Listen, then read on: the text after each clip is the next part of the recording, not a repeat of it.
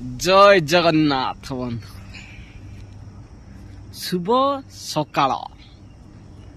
ମୁଁ ଆଜି ଆପଣ ମାନଙ୍କୁ କହିବି ଯିଏ ସବୁ ଘର ଛାଡ଼ି ଦୂରିଆ ଅଛ, ଯିଏ ବାହାରେ ରହିକିରି କାମ ଦାମ କରୁଛ, ସେଇମାନଙ୍କୁ କଥାଟା କହିବି।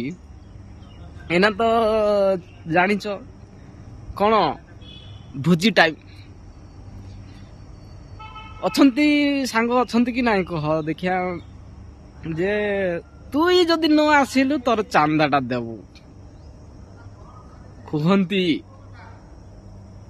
ହେଲା। ତାପରେ ମୁଁ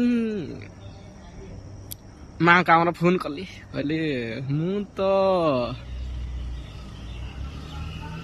ଯାଇନି, ଆମ ସାଙ୍ଗମାନେ ଭୋଜି କରୁଛନ୍ତି, ଚାନ୍ଦାଟା ଦେବୁ କହୁଛନ୍ତି, କ'ଣ ପଠେଇଦେବି ନା କ'ଣ ଏମିତି କହିଲେ ଯେ ମା ଆମର କହିଲା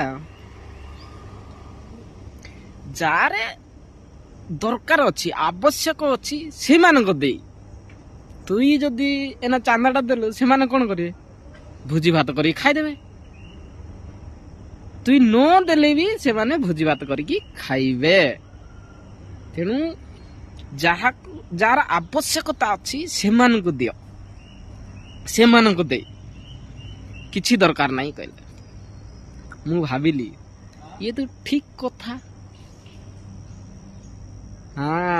ଆପଣ ମାନେ ଯିଏ ସବୁ ବାହାରେ ଅଛ, ଯୋଉ ସାଙ୍ଗମାନେ ଗାଁର ଫୋନ ଫାନ ଚାଲିଛି, ଆବସେଣ୍ଟରେ ଅଛି ମାନେ ଚାନ୍ଦାଟା ଦେବୁ କହୁଛନ୍ତି, ଜମା ଯାହାର ଆବଶ୍ୟକ ଅଛି ତାକୁ ଦିଅ। ଆଉ ଭୋଜି ପାଇଁ ତମେ ଚାନ୍ଦା ଦେଲେ ବି ସେମାନେ ଭୋଜି କରିବେ, ନ ଦେଲେ ବି ଭୋଜି କରିବେ। ସେଇଥିପାଇଁ ଜମା ଦିଅ ନାହିଁ। ତମେ ଯଦି ପ୍ରେଜେଣ୍ଟ ଅଛ ଏନ୍ଜୟ କର, ନହେଲେ ନିଜ କର୍ମରେ ଆଗେଇ ଚାଲ। ଓକେ।